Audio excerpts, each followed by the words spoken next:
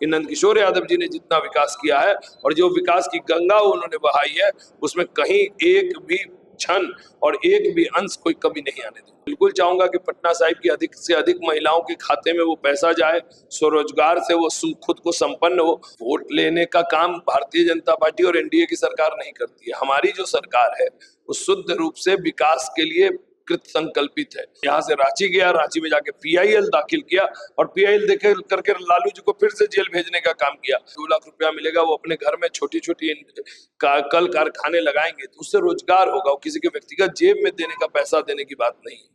पटना साहिब का हाल बा, ये सवाल पटना की जनता से हमने खूब किया, लेकिन अब बात करेंगे पटना साहिब के उम्मीदवार से कि पटना साहिब का क्या हाल बा। रत्नेश कुशवाहा जी इस वक्त किसी परिचय के मोहताज बिल्कुल नहीं है, लेकिन 30-35 सालों से एक कार्यकर्ता के रूप में पार्टी के कई पदों में जब ये काम कर रहे थे, तब शायद इनको भी नहीं लगा होगा कि एक दिन जो सबको चुनाव लड़वा रहे हैं वो खुद भी चुनाव लड़ेंगे। रत्नेश जी के बारे में यही तमाम जानकारी अब तक हमको मिली है। सबसे पहले तो रत्नेश जी यही पूछेंगे, थकावट हो रही है कि अभी ऊर्जा बरकरार है? चुनाव को लेकर क्या है मन में? जो स्नेह और जो प्रेम मुझे पटना साहिब की जनता लगातार दे रही है, उस ऊर्जा के बाद उनका यह बेटा, उनका यह भाई किसी भी रूप में थकेगा नहीं और ये निरंतर उनके प्रेम और स्नेह की ऊर्जा से मैं लगातार पुरजोर मेहनत कर रहा हूँ और आगे भी करता रहूंगा। रत्नेश जी, ऊर्जा तो तब भी आपने खूब लगाई जब आप कई उम्मीदवारों को चुनाव लड़वा रहे थे, क्योंकि आपसे पहले भी जब हमने एक बार चर्चा की थी, पॉडकास्ट किया था, आपने बताया था कि आपने न सिर्फ पटना के लिए बल्कि बिहार के लिए और कई राज्यों में भी आप चुनाव का प्रभार संभाल चुके हैं, काम किया है आपने।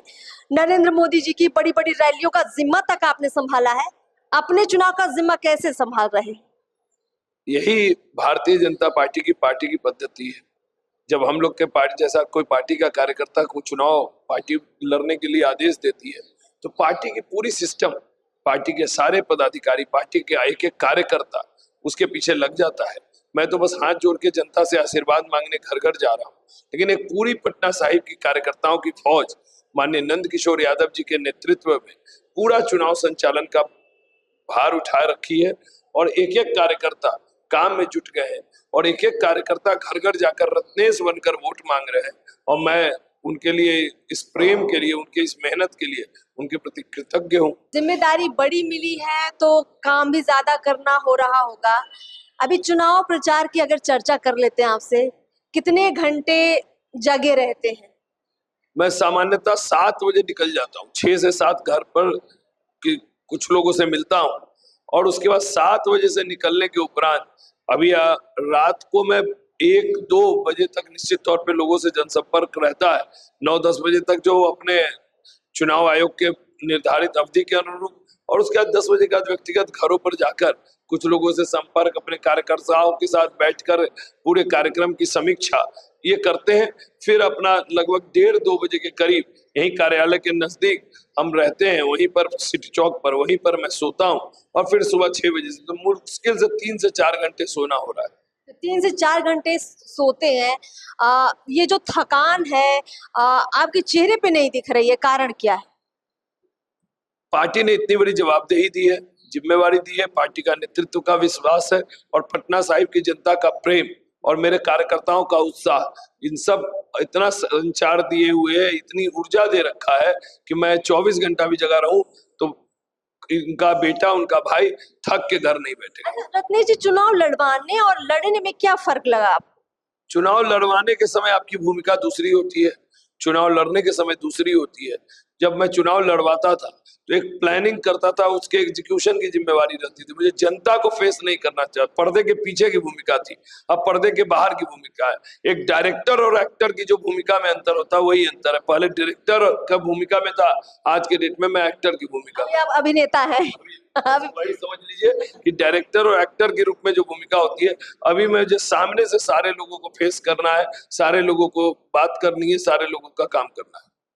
तो अभी देखिए वही फर्क होता है कि जब आप अभिनेता बनते हैं तो अब पब्लिक सीधे आपको देखती है, और फिर जब आप देही आपका कामकाज, आपका व्यक्तिगत जीवन, आपका सामाजिक जीवन सब कुछ परखा जाता है। रत्नेश जी को भी हम परखने के लिए पटना साहिब घूम गए और बहुत सारे लोगों ने जो है आपके बारे में तमाम बातें भी बताई। कुछ लोग ये भी कह रहे थे कि रत्नेश जी बड़े सुलझे आदमी हैं और आपने जो है बहुत सारे केस भी ऐसे लड़े हैं, क्योंकि आप पटना हाई कोर्ट में वकील हैं, जाने माने लॉयर हैं, तो आपने एक ऐसा केस भी लड़ा जिसकी खूब चर्चा हो रही है, एआई वीडियो वाला, पीएम मोदी जी की माँ का, उसके बारे में कुछ कहेंगे? देखिए, मुझे पहले पार्टी और सरकार में जो जीवन में रोल्स होते हैं, अभी तक जो मेरा रोल डिफाइंड था कि मैं भारत सरकार का वकील था। भारत सरकार के वकील के नाते जो मेरी भूमिका थी, माननीय नरेंद्र मोदी जी के ऊपर जो एक डेरोगेटरी वीडियो आया, उस डेरोगेटरी वीडियो को माता जी पर डेरोगेटरी वीडियो था, तो उस समय मुझे भारत सरकार के पक्ष रखकर मैंने उसको हटवाने का काम किया। पूर्व में भी कई अलग अलग भूमिकाओं में, पहले पिछली बार 2020 में जब नीतीश कुमार जी की सरकार बनी तो लालू यादव जी रिम्स जो रांची का अस्पताल है वहां से बैठ के यहाँ की सरकार को गिराने के लिए प्रयास कर रहे थे, लेकिन मुझे यहाँ से रांची गया, रांची में जाके पीआईएल दाखिल किया और पीआईएल देखे करके लालू जी को फिर से जेल भेजने का काम किया।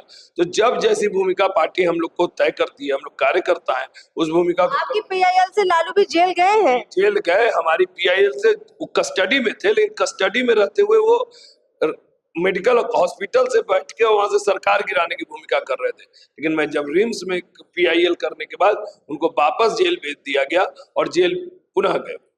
अब पटना साहिब पर आ जाते हैं लौटकर, क्योंकि पटना साहिब में बड़ी ये चर्चा एक वक्त पर उठी थी, अभी तो वो शांत हो गई है, कि आप कुशवाहा जी हैं और कुशवाहा जी कुम्हरार से आ गए हैं पटना साहिब, कैसे होगा?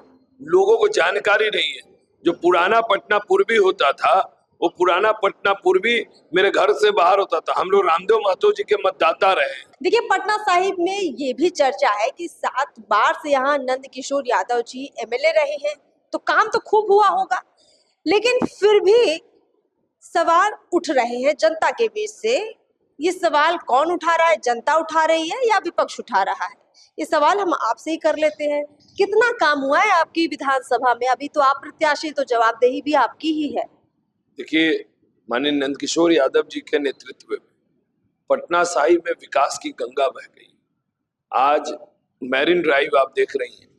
देवेंद्र फडणवीस जी आए मेरे नामांकन सभा में, और जब मैरिन ड्राइव से आए तो उन्होंने कहा कि मुंबई से बढ़िया मैरिन ड्राइव बनाने का काम नंदकिशोर यादव जी ने कहा। जिस राज्य का मुख्यमंत्री यहाँ पर क्रेडिट दे रहा हो अपने मैरिन ड्राइव से बढ़िया पटना के मैरिन ड्राइव को दे रहा हो, उसके बाद कुछ कहने को बचता है।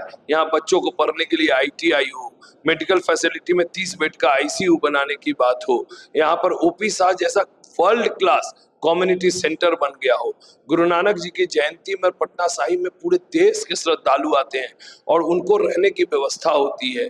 यहाँ पर आप देखिएगा सांस्कृतिक, आर्थिक और हर तरीके का चौमुखी विकास नंदकिशोर यादव जी ने किया है। और मैं जरूर यहाँ के लोगों को और जनता को आश्वस्त करता हूँ कि नंदकिशोर यादव जी ने जितना विकास किया है और जो विकास की गंगा उन्होंने बहाई है, उसमें कहीं एक भी क्षण और एक भी अंश कोई कमी नहीं आने देगा। पटना से थोड़ा कंजस्टेड एरिया माना जाता है, घनी आबादी है, व्यापारिक कामकाज यहाँ खूब होते हैं, इसको लेकर कुछ और प्लानिंग है आपकी? क्योंकि थोड़ा सा जाम की समस्या भी रहती है। नहीं तो जाम की समस्या के लिए एक मैरिन ड्राइव आपने देख ही लिया, एक गंगा जी के किनारे एक सड़क बन रही है, वो सड़क भी 4 लेन पास हो गया है। और दूसरा आप देखेंगे व्यवसायिक हब के लिए पटना घाट से लेकर पटना साहिब तक एक अलग 4 लेन उसका काम चल रहा है। आज रेखा गुप्ता जी का सभा उस सड़क पर हुआ है और वो भी बन जाएगा तो पटना साहिब की जनता को पूरी तरह से जाम से 80% जो निजात है वो 100% निजात 1 साल के भीतर मिल जाएगी। अभी यहाँ की जो महिलाएं हैं, हम उनसे भी बातचीत कर रहे थे, तो महिलाएं थोड़ा रोजगार के प्रति और ज्यादा आशान्वित है। क्या पटना साहिब की महिलाओं की रोजगार के लिए, चलिए सुरक्षा के लिए यहाँ पे महिलाएं काफी खुश हैं, लेकिन रोजगार को लेकर हम चाहते हैं कि कुछ आपके पास प्लानिंग है क्या, तो बताएं जरूर। देखिए, पटना सिटी शुरू से गृह कुटीर उद्योग के लिए जाना गया है। हर घर में एक रोजगार था। उस रोजगार के लिए अभी नीतीश कुमार जी ने एक महिलाओं के स्वावलंबन के लिए एक योजना चलाई है जिसमें महिलाओं को 10,000 रुपया गया है और उसके बाद उनको 2 लाख रुपया और आएगा। तो मैं बिल्कुल चाहूंगा कि पटना साहिब की अधिक से अधिक महिलाओं के खाते में वो पैसा जाए, स्वरोजगार से वो खुद को संपन्न हो और घर में जो गृह कुटीर उद्योग लालू और तेजस्वी के लालू जी के राज में वो जो खत्म हो गया था, फिर से हर घर में यहाँ रोजगार हो, क्रिकेट उद्योग बने कि पटना साहिब की माताएं बने और यहाँ के युवाएं नौकरी न मांगे, यहाँ रोजगार देने वाला बने, जॉब सीकर न बने, जॉब गिवर बने। रत्नेश जी, इस पर थोड़ा विवाद भी है। बहुत सारे लोगों को ये लग रहा है कि जो ये पैसे दिए गए महिलाओं को, ये वोट लेने के लिए दिए गए। इस पर कैसे आप जवाब देंगे? वोट लेने का काम भारतीय जनता पार्टी और एनडीए की सरकार नहीं करती है। हमारी जो सरकार है वो शुद्ध रूप से विकास के लिए कृत संकल्पित है और वो विकास के लिए किया गया काम है। जब महिलाओं को स्वरोजगार मिलेगा, 2 लाख रुपया मिलेगा, वो अपने घर में छोटी छोटी कल कारखाने लगाएंगे तो उससे रोजगार होगा। वो किसी के व्यक्तिगत जेब में देने का पैसा देने की बात नहीं है। इसमें विपक्ष की तरफ से ये भी आरोप है कि बहुत सारी महिलाएं जो है कर्ज में डूबी हुई हैं, उनका कर्ज माफ होना चाहिए। इस तरह के आरोपों का है कोई जवाब? देखिए, कर्ज नहीं है, वो सहयोग है। सहयोग मिलता है और जब स्वावलंबी होंगी महिलाएं तो उसको स्व कमा कर अपने पैसे देने का काम करेंगी। और आपको पहले से भी पता है कि एसएचजी के मामले से जीविका दीदी को लोन देकर और उनको उनकी इकोनॉमी डेवलप करके और उसका जो रिटर्निंग का रेशियो है बिहार में वो 99% है। तो इसीलिए कोई हम लोग कर्ज में नहीं डुबा रहे हैं, हम लोग उसको सहयोग देने का सारा माहौल बना रहे हैं, कौन बना रहा है? विपक्षी का काम क्या है? विपक्षी के पास कोई मुद्दा तो है नहीं। वो तो महिलाएं स्वावलंबी हो, उसको बर्दाश्त नहीं है।